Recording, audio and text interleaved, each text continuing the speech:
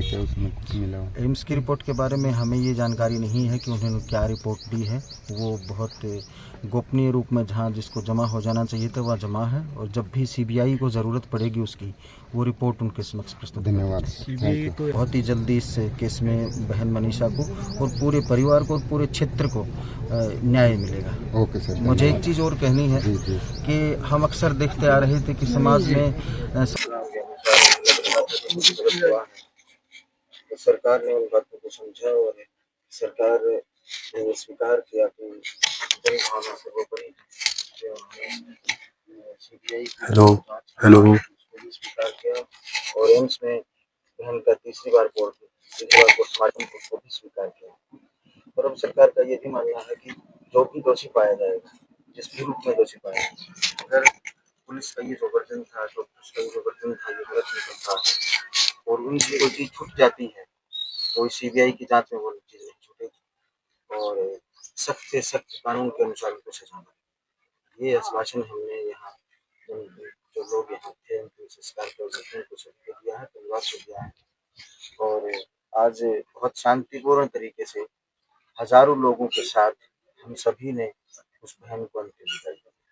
एक अधिकारी के तौर पर प्रथम दृष्टया आपको कुछ लगता है कहीं पे उसको लेख रही है? देखिए, एक अधिकारी के तौर पे मेरे लिए ये कहना बहुत मुश्किल होगा कि कहाँ कोई चूक रही होगी, लेकिन ये हम साझे रूप में ये स्वीकार करते हैं कि हो सकता है किसी न किसी बिंदु पे कोई चूक रह गई हो और वो चूक हमें ना पता चले हो, हम नहीं देख पाए होंगे, इसीलिए जांच को लिया गया है। मुख्य जांच कि सीबीआई हर चीज़ को दूध का दूध और पानी का पानी करके आपके बीच में। सर एम्स की रिपोर्ट आई है क्या, उसमें कुछ मिला हो? एम्स की रिपोर्ट के बारे में हमें ये जानकारी नहीं है कि उन्होंने क्या रिपोर्ट दी है।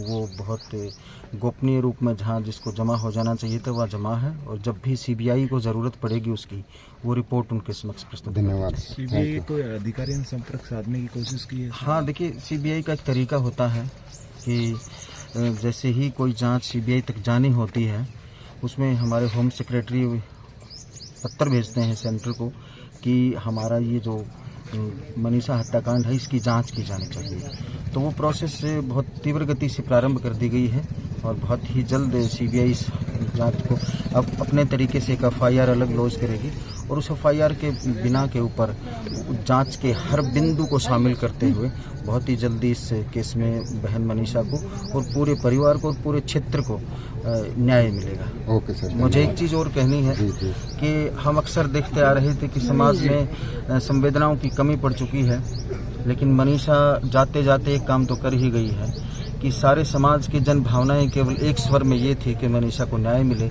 इसका मतलब यही कि हम गलती पे हैं नहीं है अलग मुद्दा है, किसी की छोटी मोटी गलतियां रही हैं वो अलग मुद्दा है, लेकिन समाज में संवेदनशीलता मौजूद है, समाज में मानवता मौजूद है, समाज में इंसानियत मौजूद है।